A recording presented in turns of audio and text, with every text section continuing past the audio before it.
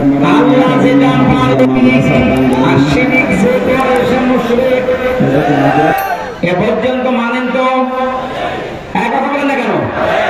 আল্লাহ যেটা পারে ওটা অন্য কেউ পারে, এই বিশ্বাস করার নাম শিরিক। আর শিরিক যে করে সে মুশরিক। আরো ধরে বলেন, যে লোকটা নামাজ পড়ানোর জন্য সে গোপালগঞ্জ থেকে এসেছে, এ লোকটার নামে আলেম হতে পারে, আল্লাহ মালিকা থাকতে পারে, লোকটার কার্যকলাপ এবং যাদেরকে সাফর করেছে এই লোকটা মুশরিক।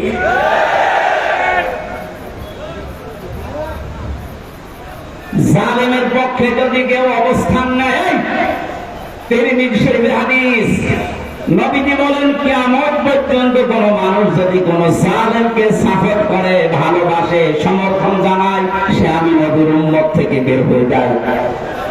তামাম দুনিয়া জানেন ওই মহিলা জালেম, বলেন না কেন?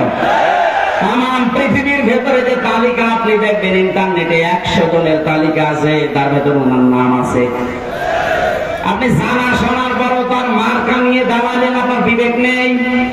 আবার জননী নাম দিলেন, সাপোর্ট করেন, সমর্থন জানান, তার সাফাই গান, আপনি নবীর উম্মত থেকে বের হয়ে গেছেন। আপনার পেছনে নামাজ হবে কি করে? এই জন্যই তো সেখানে আপনার নামে বক্তব্য হতো। আমি নিজে দেখেছি, মাওলানা মামুনুল হক বারবার আমাকে বলতো, হামজা আমি যদি বাইরে যেতে পারি, জীবনে কোন মুশরিকের জন্য জানাজা পড়াবো না, ওদের কবরেও দেব না। বলতাম, ভাই আপনি এ বিষয়ে এত কড়াকড়ি কেন? বলে, হ্যাঁ আল্লাহর কোরআনের নিষেধ, মুশরিকদের জন্য ক্ষমা চাওয়া জায়েজ নেই। আপনি সরাসরি জালেমকে জননী বানিয়ে দিলেন, তার সাপোর্ট করেন, তার নৌকা নিয়ে আপনি ভোটে দাঁড়ান, আপনি তো বড় জালেম। কথা বলেন না কেন? কি করতেন আপনি নৌকা নিয়ে? পাশ করার পরে মদের বিরুদ্ধে পক্ষে আইন পাশ করতো, আপনিও সাপোর্ট দিতেন। আল্লাহ যেটা নিষেধ করে ওটা কেউ যদি করতে চায় সে শিরিক করে, আর শিরিক যে করে সে মুশরিক হয়ে যায়। মুশরিকের জন্য দোয়া করা নবীর জন্য জায়েজ নেই, ইমানদারের জন্য জায়েজ নেই। যদিও এটা আপনার আত্মীয় হয়, আপনার নিজের এলাকার মানুষ বলে আপনি সাপোর্ট করবেন। একটা শোনেন, আপনি তো নিজে জানতেন,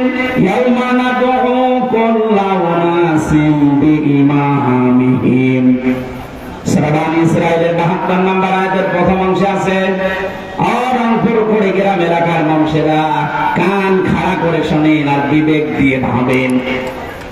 বুদ্ধি আল্লাহ আপনাকে এমনি দেয়নি, শুধু জিলাপি খেয়ে রবির আওয়ালে শেষ করে দেবেন এর জন্য আপনাকে আল্লাহ পাঠায়নি, পাঠিয়েছে আপনার বিবেককে কাজে লাগাতে। আপনি একটু ভাবেন তো, কিয়ামতের দিন আল্লাহ বলেন আমি তোকে ডাকবো বিচারের জন্য, কিন্তু তোকে একা ডাকবো না, আগে ডাক দেবো তোর নেতা নেত্রীকে, এরপরে তোকে। এটা তো আমি বানালাম না। ইয়াউমা নাদউ কুল্লা উনাসিন বিইমামিহিম, সূরা ইসরাঈল 15 নম্বর পারা 8 নম্বর পৃষ্ঠা 3 নম্বর লাইনের 72 নম্বর আয়াতের প্রথম অংশে আছে।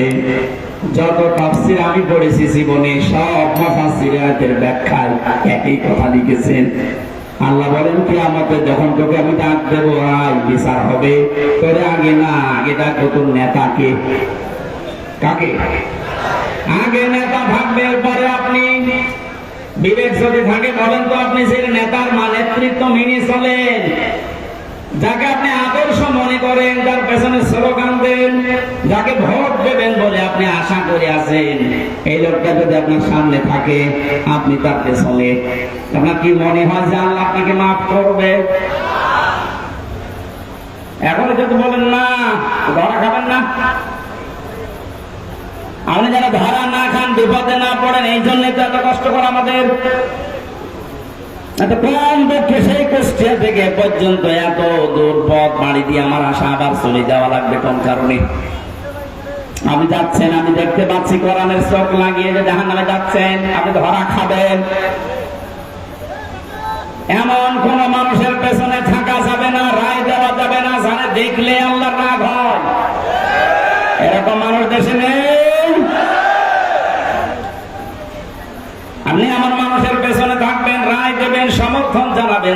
দেখলে আল্লাহর কথা মনে হয়। এরকম মানুষ এদেশে নেই। আমার তো ডাক্তার শফিকুর রহমানের দিকে তাকালে মনে হয় যে আল্লাহর কথা মনে পড়ছে। আর কারা কাকুর দিকে তাকালে আমার মনে হয় শয়তান তো আমি দেখিনি, যদি দেখতাম তো এরকম হতো। কানের ভাতা শয়তান।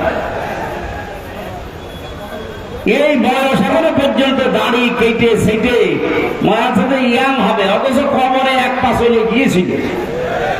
আল্লাহ দয়া করে একটু ফিরিয়ে দিয়েছেন, তারপরও যদি একটু ভালো হবে না, শয়তানে আরো বেড়েছিল। এখন আর এই দূরের গর্ত খুঁজে পাচ্ছে না, কোথায় যে আছে ও জানে আর আল্লাহ জানে। আমার কুষ্টিয়ায় বাড়ির নিচে একজন ভাড়া থাকতো, আমি তো জানতাম না। আমাদের 3 বছর ছেলে দেখছেন ভাড়া আছে। পরবর্তীতে শুনলাম উনি জালেমের অনুষ্ঠান। এই 5 তারিখের আগ পর্যন্ত তার দাপট কি গো। 5 তারিখের পরে শুনি যে ও কোথায় গেছে ও জানে আর আল্লাহ জানে, পরে খুঁজে পাওয়া যাচ্ছে। আমার তো মনে হচ্ছে কোরআনের পাখি যে এই স্বপ্নগুলোর কথা বলেছিলেন সবগুলো আল্লাহ একটা একটা করে দেখাচ্ছে। উনি বলেছিলেন জালেমরা এদেশে ইঁদুরের গর্ত পাবে না, ঠিক তাই হয়ে গেছে। বলেছিলেন শুধু ঝাঁকা দেওয়া হবে, দিল্লি গিয়ে পড়বে, তাই বলছে। বলতো যে আমেরিকায় পড়বে, তা তো হতো, যা বলেছে তাই হয়েছে। ওনার আর একটা স্বপ্ন ছিল, বলেছিল এই দেশে জালেমদের নাকের উপরে কালেমার পতাকা পথপথ করে উঠবে ইনশাআল্লাহ। সেই স্বপ্ন এখন বাস্তবায়নের পথে ইনশাআল্লাহ, ওটা আমরা দেখতে পাচ্ছি। 58 জন যখন চাচ্ছে দেশে যে ইসলাম রাষ্ট্রীয়ভাবে কায়েম হোক, আর কিছুদিন যেতে দিন এদেশের 100 জনই চাইবে যে না আমরা কোরআন চাই। কারণ 53 বছর তো আমরা দেখেছি। আমার এখন 33, আমি দেখি না, মুরব্বী দেখতে পারি। বাপ 75 জন। যারা মুরব্বী আছে তারা দেখেছেন বাবা চালিয়েছিল, দুর্ভিক্ষে মানুষ মারেছে। দুর্ভিক্ষ হয়েছিল না? আমরা তো পড়িয়েছি শুধু। স্বামী চালিয়েছিল দেশ, চাচা চালিয়েছে আপনাদের চাচা, ভাবি চালিয়েছিল, বউ চালালো দেখলাম। এখন শুধু বাকি আছে আল্লাহর এই কোরআন দিয়ে দেশটা চললে কেমন দেখা যায়, এটা আমরা দেখতে চাই না। আমার জীবনের সবচাইতে বড় আশা এটা।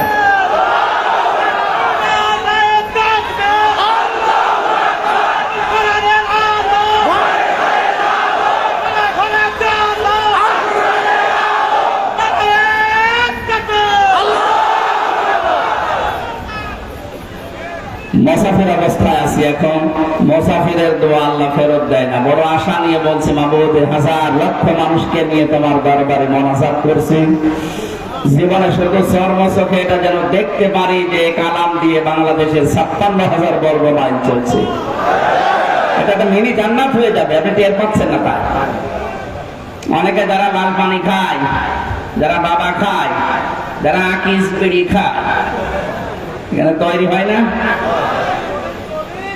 জলিল বিড়ি, এরা মনে মনে ভাবে যে ইসলাম যদি দেশে চলে আসে তাহলে আমি বিড়ি খাবো কি করি, আমি লাল পানি খাবো কি করে। শোনেন, এই যে ইনি মসজিদের খতিব, লেখা দেখলাম মসজিদের ভেতরে যদি এই দাড়ি কাটা মানুষটা যায়, এখন মনে করেন বিড়ি খাওয়ার অভ্যাস আছে, নেশা আছে, মসজিদের ভেতরে ঢোকার পরেও নেশা থাকবে? যদি নেশা লাগেও সে পরিবেশ মসজিদে খেতে পারবে? বলেন বলেন কেন? কারণ পুরাটা জায়গা আল্লাহর রহমত দিয়ে ঘেরা। মসজিদ রহমতের জায়গা, এ কথাকার আল্লাহুম্মা আফতাহ লি আবওয়াবা রাহমাতিকা, হে আল্লাহ তোমার রহমতের সব দরজা খুলে দাও। এজন্য রহমত পেতে হলে মসজিদে যাওয়া লাগবে। কোথায় যাওয়া লাগবে? পৃথিবীতে রহমতের জায়গা মসজিদ, আর মসজিদের বাইরে যা আছে দুনিয়ার সবগুলো গজবের জায়গা, বিশেষ করে মাজার গুলো। অনেকে মনে করছে মাজার, হ্যাঁ মাজার কেন বললাম? নবীজি জানিয়েছেন কিয়ামতের দিন 2 প্রকার মানুষকে আল্লাহ সবচাইতে কঠিন শাস্তি দেবেন। তার 1 নম্বরে যারা মাজারের খাদেম ছিল। তুমি খেদমত করার জায়গা পাও না, মাজারের খাদেম হয়ে বসে আছে, ওরে খেদমত করা দরকার। কারণ যত মাজার এই দেশে সবগুলো শিরিকের আস্তানা আর জেনার আড্ডাখানা। নারী পুরুষের অবাধ মেলামেশা যদি দেখতে চান আপনি যান লালনের মাজারে, মন মন গাঁজা খাচ্ছে মানুষ। কোন কারণে মাজার রাখা লাগবে? আল্লাহর বলে যারা আল্লাহর পছন্দীয় মানুষ এদের কবরগুলো সংরক্ষণ করে রাখে, কেউ যেন ইহানত করতে না পারে, নষ্ট করতে না পারে। তাই বলে ওখানে যে সেজদা দেবেন, গাঁজা খাবেন, লা তাত্তাখিযুল কুবুরা মাসাজিদা, কবরকে মসজিদ বানিও না, সেজদার জায়গা বানিও না। এই ঘোষণা শোনার পরেও যারা সেজদা দেয়, কোন কারণে ওকে রাখতে হবে বলেন? এই কারণে হক্কানি আলেমরা বলছে মাজার পুড়িয়ে দাও, কোনো দরকার নেই। দেশের যে মাজার গুলো আছে যেখানে ব্যবসা হয়, সরকার যেন মাজার গুলো সব নিজেদের আয়ত্তে নেয়। এখানে মানুষ না বুঝে আর বুঝে যা টাকা পয়সা দেয়, এই টাকাগুলো সব রাষ্ট্রের কাছে লাগে।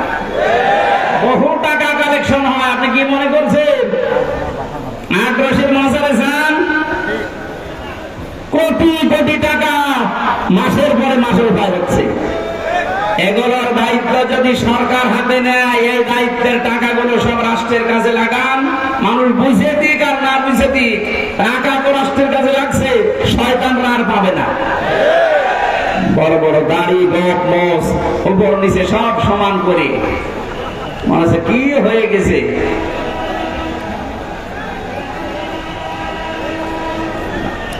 সাবধান থাকবেন, ট্রেন আসতেছে।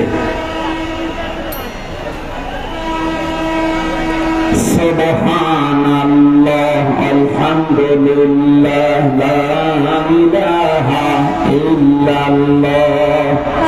সুবহানাল্লাহ, আলহামদুলিল্লাহ, লা ইলাহা ইল্লাল্লাহ। সুবহানাল্লাহ, আলহামদুলিল্লাহ, লা ইলাহা। একেবারে রেল লাইন কাছে নাকি? লা ইলাহা ইল্লাল্লাহ মুহাম্মাদুর রাসূলুল্লাহ। গ্রামবাসী, আমি যে তথ্য কথা বলছিলাম, বিশ্বনবীর দুইটা চাচাকে দেখলাম।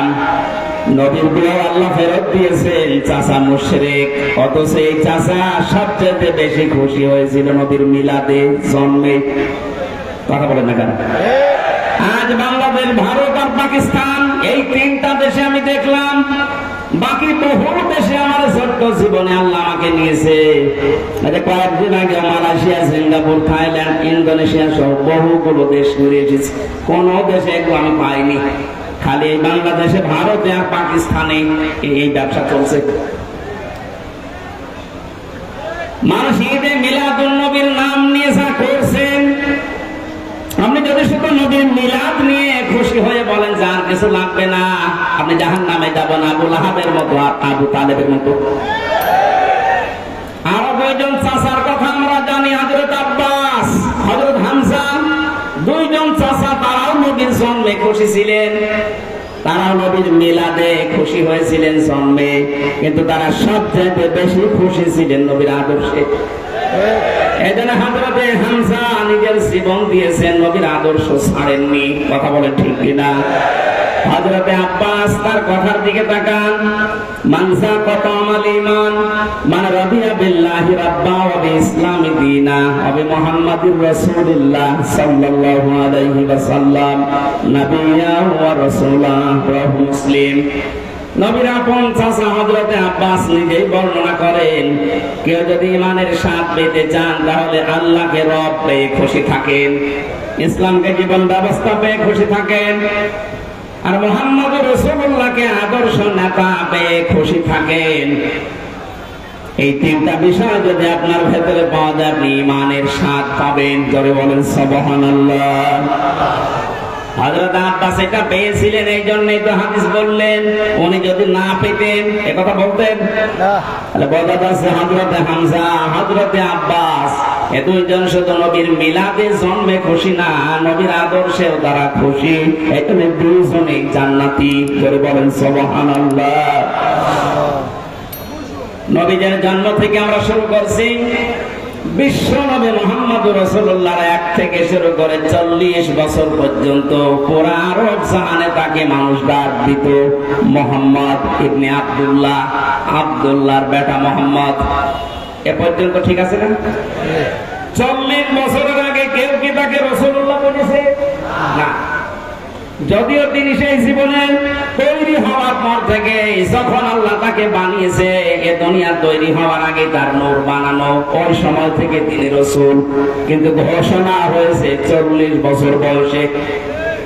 এই জন্য 1 থেকে 40 বছর পর্যন্ত আপনি যদি তাকে না মানেন, আপনি জাহান্নামে যাবেন না। কিন্তু 40 থেকে 63 এই 23 বছরের 1 সেকেন্ডে যদি কেউ অস্বীকার করে, সে জাহান্নামী। এটা তো আমি বানিয়ে বলছি না। সূরা আহজাবের 21 নম্বর আয়াতটার প্রমাণ, লাকাদ কানা লাকুম ফি রাসূলিল্লাহি উসওয়াতুন হাসানা। এই যে ফি রাসূলিল্লাহি, রাসূলুল্লাহর জীবনের ভেতরে তোমাদের জন্য মহত্তম আদর্শ আমি আল্লাহ লুকিয়ে রেখেছি। অনেকে বলতে পারতেন না মুহাম্মদ ইবনে আব্দুল্লাহর জীবনী বলেছে, কি বলেছে? রাসূলুল্লাহ। আর আমরা সারা পৃথিবীর মানুষ জানি উনি রাসূল হয়েছিলেন এই দুনিয়ার ঘোষণা অনুযায়ী 40 বছর বয়সে। কথা বলেন না কেন? 40 বছরের আগে পুরো আরব জাহানে তাকে ডাক দিত মানুষ আল আমিন, as-সাদিক বা মুহাম্মদ ইবনে আব্দুল্লাহ। কিন্তু 40 বছরে তিনি যখন কোরআনে কারীম পেয়েছেন, তখন আর মুহাম্মদ ইবনে আব্দুল্লাহ শুধু না, তখন হয়ে গেছেন তিনি রাসূলুল্লাহ। এই কথা বলা লাগবে। আল্লাহ কি বললেন এই আয়াতে? তোমাদের জন্য মহত্তম আদর্শ লুকিয়ে রেখেছি আমি রাসূলুল্লাহর জীবনে।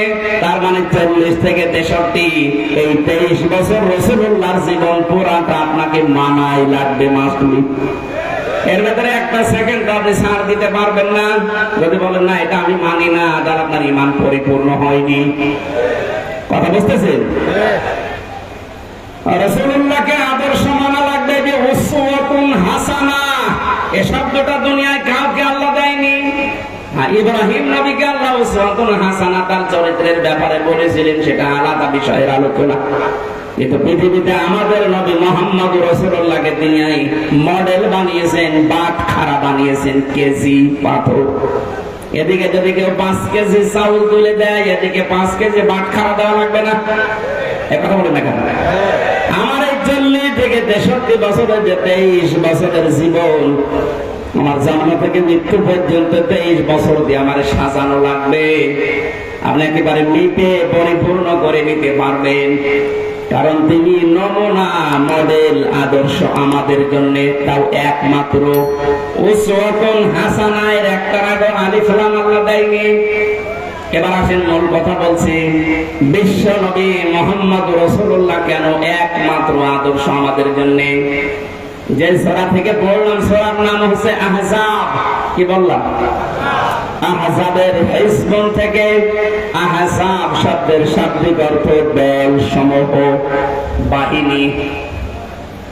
এই যে দল, এই শব্দটা কোরআনে নেই, বলেন না কেন? যারা এই কথা বললে আগে তো এই যে আগস্ট মাসের 5 তারিখের আগে এ জালেমরা বলতো দলীয় কথা বলবেন না, রাজনীতির কথা বলবেন না, বলতো না? কথা বলেন। থানা থেকেও 14টা লিখে দেওয়া হতো যে এই কথা বলা যাবে না। আমি কি এখানে আমার বাবার কথা বলতে আসি সে কুষ্টিয়া থেকে? আমি তো আগেই বললাম, আমি জরানের চোখ লাগিয়ে দেখতে পাচ্ছি আপনি জাহান্নামে যাচ্ছেন। আরে ভাই, আপনি জাহান্নামে গেলে আমার অসুবিধা নেই, কিন্তু আপনাকে আমার বাঁচাতে হবে। আপনাকে যদি আমি কিছু না বলে জান্নাতে যেতে চাই, কিয়ামতের দরজায় দাঁড়িয়ে বলবেন যে আমার কিছু বলে নাই, পরে 20 গ্রাম নিয়ে এসেছিলাম, আমাকে বাঁচায় নাই, আমি জানতাম না। এটা যেন বলতে না পারেন, এই জন্যই তো এত কষ্ট স্বীকার করা। আমি যে গ্রুপে আছি, আকিস গ্রুপ, আমার বাবার যা আছে, আমার যা এখন হয়েছে, বিশ্বাস করেন আল্লাহর কসম, মরণ পর্যন্ত অন্তত আমার কিছু করা লাগবে না।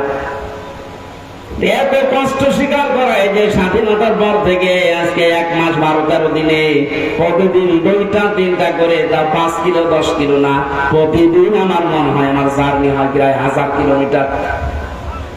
কালকে সে মাদারীপুরে তার আগের দিন চট্টগ্রাম, আজকে এখানে, এভাবে প্রতিদিন 700, 800, 1000 কিলোমিটার দৌড়ানো লাগছে। আমি দেখতে পাচ্ছি জাতির মানুষেরা জাহান্নামের দিকে দৌড়াচ্ছে। এমন মানুষকে আপনি সাপোর্ট দিয়ে জাহান্নামে দৌড়াচ্ছেন, যারা দেখলে আল্লাহর রাগ হয়। আপনি যেন বাঁচতে পারেন, এই জন্যই বলছি, দলের কথা বললে আপনার রাগ হয়। আপনি যে দল করেন, দলই আপনাকে জাহান্নামে নিয়ে যাবে। দলের কথা কোরআনে যদি নাই থাকে, তাহলে আয়াতগুলো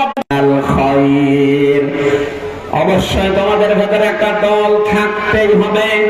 কয়টা দল? আরো জোরে। আল্লাহর দৃষ্টিতে যে দলের কথা আছে কোরআনে, এ দল করতে হলে 4টা জিনিস লাগে। আপনার কি রাগ হয়ে গেল? না, আয়াত বাদ দিয়ে দেবো। আমি যে নোট করেছি তাফসীর থেকে, কেউ যদি দল করতে চান, মিলান তো আপনার দলে এগুলো আছে কিনা, নাকি আপনার আবার রাগ হয়ে যাবে? আমি তাফসীরে হাক্কানি থেকে লিখেছি। যদি বিশ্বাস না করেন, আমি পয়েন্ট গুলো বলছি, বাড়িতে এসে মিলিয়ে দেখেন আপনার দলে 4টা শর্ত আছে কিনা। একটা দল যদি কেউ করতে চায়, কমপক্ষে একটা দলের ভেতরে 4টা জিনিস লাগে। প্রথমেই লাগে একজন নেতা। নেতা ছাড়া দল হবে? আল্লাহ পাক সূরা ইয়াসিনের ভেতরে নবীজিকে যে নেতা বলে ডাক দিয়েছেন, ইয়াসিন, হে নেতা। এই সিন শব্দের ভেতরে 7টা ব্যাখ্যা পেয়েছি। আমি 5টা প্রধান ভাবে নিয়েছি, আর 2টা নিয়েছি এর রূপক। কোন মানুষ যদি নেতৃত্ব দিতে চায়, অবশ্যই তার 7টা গুণ লাগবে। মাস্ট বি, তার লাগবে। আন্দাজে নেতা হওয়া যায় না। 7টা গুণের প্রথম নাম্বার গুণ হচ্ছে তাকে বৈধ হওয়া লাগবে। কারণ এই পৃথিবীর যত নেতা, আমরা বিশ্ব নেতা বলি নবীদেরকে, কঠিন হয়ে যাচ্ছে। পৃথিবীর বিশ্ব নেতা নবীরা, নবী রাসূল দুনিয়ায় যারা ছিলেন, আমরা জানি সবাই। এই আলেমকার আছে, একটু খেয়াল করবেন এটা। এই দুনিয়ায় যারা বিশ্ব নেতা বলে দাবি করি আমরা, যে এগুলো বিশ্ব নেতা, অধিকাংশের দিকে তাকান, তারা নবী ছিলেন। নবীরা নেতা ছিলেন না?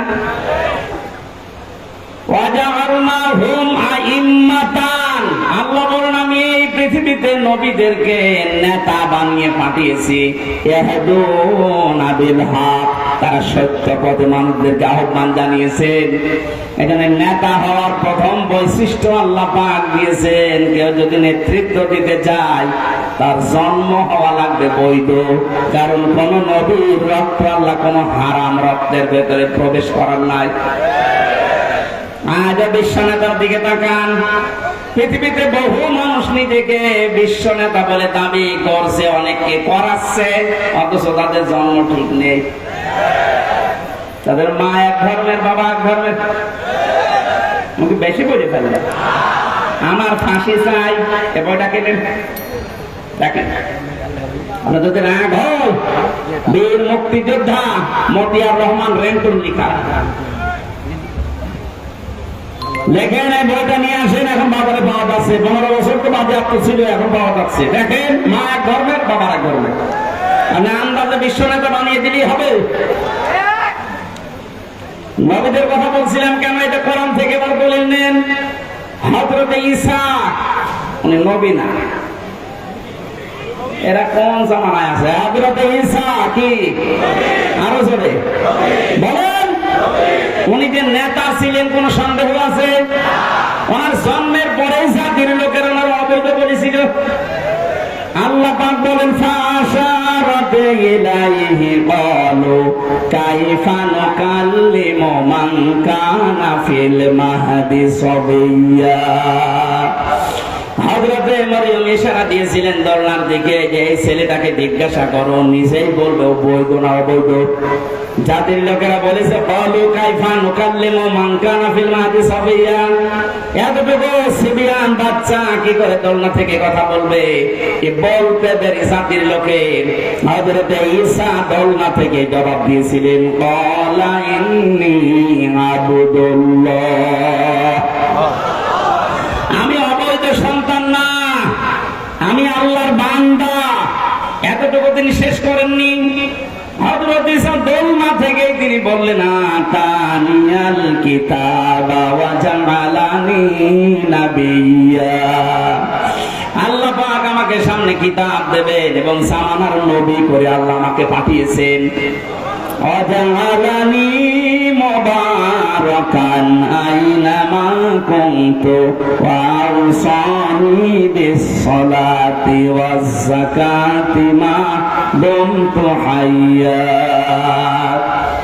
নেতৃত্ব যারা দেন, ও নেতারা কান খাড়া করে শোনেন। হযরত ঈসা ডাক দিয়ে দোলনা থেকে জাতির লোককে জানিয়েছে আল্লাহ পাক আমাকে সামনে কিতাব দেবেন, জামানার নবী করে পাঠিয়েছেন। শুধু নবী না, ওয়াজআলানি মুবারাকান আইনামা কুনতু, আমি সেখানেই থাকবো, জায়গাটা আল্লাহ বরকতময় করে দেবেন। নেতাদের বৈশিষ্ট্য এইটা, প্রথম গুণ তাদের দ্বারা সেখানে যাবে আল্লাহ জায়গাটা বরকত দিয়ে ভরে দেয়। আজ দেশের দিকে তাকান, যে সমস্ত নেতা কোন জায়গায় গেলে ওই জায়গাটা ধর্ষণের সেঞ্চুরি করে, অন্যের বউ নিয়ে ভেগে যায়। এই যে দরবেশের জীবন পাওয়া যাচ্ছে না এখন। কোন ব্যাংকারের বউ নিয়ে ভেগে গেছে। ঈসা আলাইহিস সালাম তিনি নেতা ছিলেন, তিনি বললেন আল্লাহ যেখানে আমাকে নেয় সেখানে বরকত দিয়ে আল্লাহ ভরে দেয়। আপনি নবীর আদর্শের নেতা, টাকা আনাজ আমি নাম ধরে বলছি, ডাক্তার শফিকুর রহমান যেখানেই যাচ্ছে মনে হচ্ছে বরকত দিয়ে ভরে যাচ্ছে। কুষ্টিয়ায় সলকা শহীদ পরিবারে 32 লাখ টাকা দিয়ে এসেছে কয়েকদিন আগে। এদেশে টাকা কুড়িগ্রাম 8 লাখ দিয়েছে। যেখানে যাচ্ছে সেখানে বরকতে ভরে যাচ্ছে। মানুষ তার চেহারা দেখার জন্য পাগল। টাকা লোক নেই দেশে। দরবেশের মতো মানুষ 32 না 36,000 কোটি টাকা তৈরি। এমন নেতা যেখানে যায় শুধু মারিং, শুধু কাটিং। আর এমন মানুষকে আমরা দেখতে পাচ্ছি যেখানে যাচ্ছে বরকত দিয়ে ভরে যাচ্ছে। আপনি নেতা খুঁজে পান না, আন্দাজে লাফান। যেখানে যাবে নেতা, তার কোয়ালিটি এটা, জায়গাটা আল্লাহ নিজে বরকত দিয়ে ভরে দেবেন। নেতারা কি বলেন? ওয়াসানি বিস-সালাতি ওয়াজ-যাকাতি, আল্লাহ আমাকে আদেশ দিয়েছেন আমি যেন নামাজ পড়ি, আমি যেন যাকাত দেই। কি নেতা নামাজ পড়ে না? এরকম নেতা নেই। রাজশাহীর অধ্যাপক নজিবুর রহমান জামাতের নায়েবে আমির অনেক ঘোষণা দিয়েছেন, এই দেশে যদি কেউ নামাজ না পড়ে, কেউ যদি সম্পদের যাকাত না দেয়, ওকে ভোট দেবেন না। কথা বলেন না কেন? উনি এই আয়াতের দলিল দিয়েছে যে নেতা ছিলেন হযরত ঈসা, তিনি জাতির লোককে বললেন আমি আদেশ পেয়েছি যে নামাজ পড়া লাগবে, যাকাত দেওয়া লাগবে। কতদিন? মা দুমতু হাইয়া, যতদিন আমি বেঁচে থাকি। নেতাদের আরো বৈশিষ্ট্য আল্লাহ বলেছেন ওয়াবাররাম বিওয়ালিদাতি ওয়া লাম ইয়াজআলনি জাব্বারান শাকিয়্যা। বলেন আল্লাহু আকবার। আমার মনে হয় কোরআনের এই কথাগুলো একটু বানিয়ে বানিয়ে বলছি। আলেমদেরকে তাহলে জিজ্ঞাসা করেন বানাচ্ছি কিনা। সবগুলো তাফসীর থেকে আমি পড়ে এসেছি। নেতারা তাদের মা বাবার ভক্ত হয়। এমন নেতা তাকান, ঢাকাতেই পড়ে আছে সারা জীবন, মা বৃদ্ধাশ্রমে কাটায়। এদেশে নেই। নাম ভালো লাগবে। কিসের নেতা আপনি? নেতৃত্ব দেওয়ার জন্য 4-7টা কোয়ালিটি লাগে। তার 1 নম্বরে নেতারা হবে বৈধ সন্তান এবং বৈধভাবে নেতৃত্ব দেবে। এই 15.5 বছর যারা নেতৃত্ব দিয়েছে অধিকাংশ গুলো অবৈধ। এই জন্য আমরা সময় দিতে চাচ্ছি, যারা দায়িত্বে আছেন একটা সম্মানজনক সময় নিয়ে এমন একটা সংস্কার করে দেন তাড়াতাড়ি, যেন দিনের ভোট রাতে না হয়। কথা বলে না কেন? তাড়াহুড়া করে যদি তাদেরকে নামিয়ে বলে না ভোট দিয়ে দেন, কি হবে? ওই দিনের ভোট রাতে হয়ে যাবে। কারণ যারা আছে এখনো পর্যন্ত জালেম বসে আছে চেয়ারে। কথা বলে না কেন? 100 জনের 65 জন জালেমকে বদলি করা হয়েছে। এখনো পর্যন্ত 35টা জালেম চেয়ারে আছে। এদেরকে আমরা সময় দিচ্ছি, তাড়াতাড়ি নামিয়ে দিন। কোন জালেম যেন চেয়ারে না থাকে, কারণ এগুলো ক্যান্সার। এগুলো থাকলে আবার দিনের ভোট রাতে করে থাকবে। এক লোক বিয়ে করে বাসর ঘরে বউ রেখেছে, দাদি শাশুড়ি গিয়ে বলছে নাতির বউ, আমি কিন্তু পুতি চাই। ঠিক আছে, আমার সময় দেবেন। শাশুড়ি এসে বলছে, বৌমা আমার নাতি চাই। বলছে, মা আপনি সময় দেবেন না, কেবল আমি আসলাম, আপনার ছেলের সাথে এখন আমার দেখাও হইল। ননদ আর দেবর এসে বলছে, ভাবি কি করবা আমরা জানি না, আমাদের কিন্তু ভাতিজা চাই। ঠিক আছে। স্বামী এবার ঘাসের ঘরে এসে বলছে, বউ আমার কিন্তু বেবি চাই। বউয়ের মুখ তুলে বলছে, তো বংশ কি সব পাগল, এখন আমার কিছুই হইল না। 10 মাস 10 দিন যাবে, সংসার হবে, এরপরে তো কারো বেবি, কারো নাতি, কারো ভাতিজা, নাকি আমি ফেলাক্সি লোড করে সব নিয়ে আসবো। দায়িত্ব যাদের দিয়েছি অন্তত 10 মাস 10 দিন সময় তো দেবেন, কেবল 1.5 মাস। সংস্কার আরম্ভ হয়েছে, জালেমরা থাকবে না ইনশাল্লাহ, একটা জালেমও থাকবে না, সবগুলোকে চেয়ার থেকে নামিয়ে এখানে নতুন মানুষদের ফেস করা লাগবে।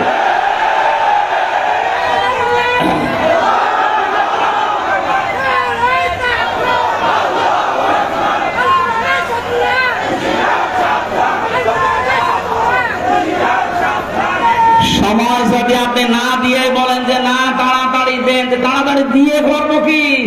বাচ্চাকে আমি নিয়ে আসবো ফ্লাক্সি লোড করে বাইরে থেকে, আমাকে সংসার করা লাগবে না। সংসার হবে 10 মাস 10 দিন যাবে, এরপরে কারো নাতি, কারো ছেলে, কারো ভাতিজা সব পাওয়া যাবে। কথা বলেন ঠিক কিনা? সুতরাং এই সময় কথা না করে আমরা যারা দায়িত্বে আছেন আপনাদের সম্মানজনক সময় দিচ্ছি, সংস্কার করেন। বৈষম্য বিরোধী ছাত্র আন্দোলন 9 দফার ভেতরে এটা একটা দাবি যে আমরা সংস্কার চাই। আমার ওই বিচারপতির যেমন হাত খোলা, এখন মন মতো বিচার করা যাচ্ছে, এদেশেও যেন সবাই হাত খোলা অবস্থায় থাকে, সব সংস্কার করে দেন। কোন জালেমকে আমরা দেখতে চাই না। আমি বললাম না মাওলানা মামুনুল হকের কথা, যে জালেমদের তালিকা করে করে টাঙিয়ে দেন, কিয়ামতের আগে যেন আর প্রবেশ করতে না পারে। হযরত নূহ দোয়া করেছিলেন, লা তাযারা আলাল আরদি মিনাল কাফিরিনা দাজ্জারা, হে আল্লাহ কোন জালেম যেন না থাকে, আর আন্ডা বাচ্চাও যেন না থাকে, কারণ ওর পেট থেকে যেটা আসবে এটা ডবল হারামি হবে। আমরা আশা করছি যারা আছেন খুব তাড়াতাড়ি করেন, সকাল আসতে আসতে যেন শুনি যে 35% এখনো বাকি আছে জালেমরা, এদের কারণে তো আজকে বাইতুল মোকাররমে মারামারি হয়েছে। কোন জালেম যদি না থাকে দেশটা ইনশাল্লাহ শান্ত হবে। 2 নম্বরে দল করতে হলে লাগে সংগঠন। সে সংগঠনের নাম আল্লাহ কোরআনে দিয়েছেন, ওয়ালতাকুম মিনকুম উম্মাতুন। জাতি হওয়া লাগবে, উম্মত হওয়া লাগবে কোরআন কেন্দ্রিক। এখানে 4টা কর্মসূচি আছে। যেই দলের টুপি, এর ভেতরে আরো 5টা পেয়েছি আমি,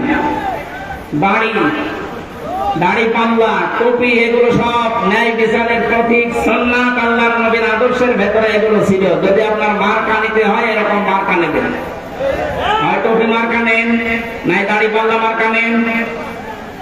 4 নম্বরে পেয়েছি আমি অফিস লাগে। এই পৃথিবীতে দল করতে হলে অফিস লাগে না? আমাদের অফিস আছে, আমাদের অফিসের নাম মসজিদ। আমাদের অফিসের নাম কি? যাদের আনাগোনা মসজিদের সাথে, যাদের সম্পর্ক মসজিদের সাথে, এমন এমন দল আমরা পাই। মসজিদ ঝুলিয়ে রাখা লাগবে কিসের সাথে? মসজিদের সাথে। বলেন বলেন, মসজিদের সাথে। নবীজি বলেন, যারা অন্তর সবসময় মসজিদের সাথে ঝুলে থাকে, এক ওয়াক্ত নামাজ পড়ে বের হয়ে যায়, আবার কখন নামাজ পড়তে যাবে এরকম মন চায়, এই লোকটাকে কিয়ামতে আরশের ছায়া আল্লাহ নিজে স্থান দিয়ে দিবেন। জোরে বলুন সুবহানাল্লাহ। তাহলে অনুসরণ করা লাগবে মুহাম্মদ ইবনে আব্দুল্লাহকে না রাসূলুল্লাহকে? রাসূলুল্লাহকে। আল্লাহর নবীকে অনুসরণ করলে 27টা উপকার হয় দুনিয়া আখিরাত মিলে। কয়টা? আরো জোরে বলেন। 1 নম্বরে আল্লাহ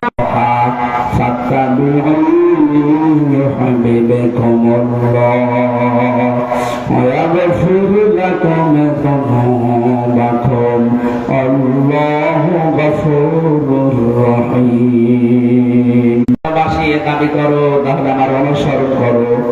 আমার অনুসরণ যখন থেকে আরম্ভ করবা, ওই সময় থেকে আল্লাহ 2টা পুরস্কার দেবে। 1 নম্বরে জীবনের গুনাহগুলো মাফ করে দেবে, 2 নম্বরে জান্নাতি বলে ঘোষণা দিয়ে দেবে। এবার আমার প্রশ্ন, অনুসরণ করা লাগবে না নবীকে পূর্ণাঙ্গ না আংশিক? না না, এদিকে তাকান।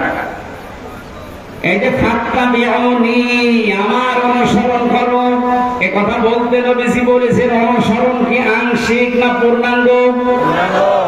আমাদের অনুসরণ কি আংশিক হয় না পূর্ণাঙ্গ? আমরা হয়তো আজ অনেকে দাড়ি, টুপি, পাগড়ি, জুব্বা, খাবারের পরে মিষ্টি খাওয়া, মেসাক করা, এইগুলো নিয়ে ব্যস্ত, কিন্তু নবী বলতেন এই জন্য আমাদের অনুসরণ আমরা দেখতে পাই যে আংশিক হচ্ছে, পূর্ণাঙ্গ হচ্ছে না। আর যারা যুগে যুগে দেখলাম পূর্ণাঙ্গ অনুসরণ করেছে, তারা মাপ পেয়েছে, তারা জান্নাতের গ্যারান্টি পেয়ে গেছে। আর যারা পূর্ণাঙ্গ অনুসরণ না করে আংশিক অনুসরণ করেছে, তারা জাহান্নামী, তারা মাফও পায়নি, জাহান্নামে গেছে। তার প্রমাণ আব্দুল্লাহ দৌবাল। এরা তার অনুসরণ পূর্ণাঙ্গ না আংশিক? আংশিক ছিল। ও পুরা জীবন আমি পড়েছি আব্দুল্লাহ ইবনে উবাইর, পুরা জীবনের ভেতরে আমার এক জায়গায় শুধু ত্রুটি পেয়েছি, ইসলাম দিয়ে, কোরআন দিয়ে দেশ চলুক, এইটাও চাইতো না। তাছাড়া বাকি সব অনুসরণকে পেয়েছি আমি। রাসূলের পেছনে নামাজ পড়তো, রাসূলের মতো দাড়ি রাখতো, জুব্বা গায়ে দিত, কাবা শরীফ তাওয়াফ করতো, নবীর সাথে হজে গিয়ে ইফতারি করতো নবীর সাথে, নবীজির কথা মতো নিজের নাম, বাবার নাম, ছেলের নাম, নাতি ছেলের নাম সব আব্দুল্লাহ রেখে দিয়েছে। কিন্তু এক জায়গায় কোনোদিন চাইনি যে ইসলাম দিয়ে মদিনা চলুক।